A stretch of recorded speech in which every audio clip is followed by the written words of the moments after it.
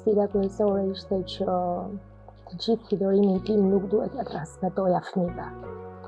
Ato ishin djem, ishin 24, 22, 10 vjeç, dhe megjithëse presupozohet që 2 djemt e mëdhenj ishin të rritur, përsëri askush nuk ishte përgatitur për humbjen. Megjithëse ai vuajti dhe pritej që të ndodhte fatkeqësia, përsëri njeriu shpreson në mrekulli. A ka ndikuar mungesa e babait tek mënyra se si marrin vendimet sot fëmijët e tu?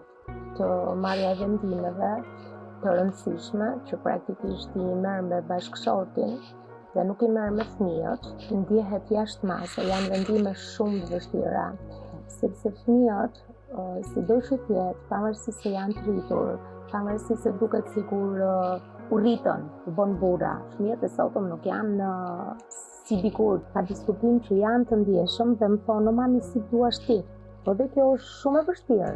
Sepse si të duash ti, po përsëri vetëm je për të marrë një vendim shumë të rëndësishëm.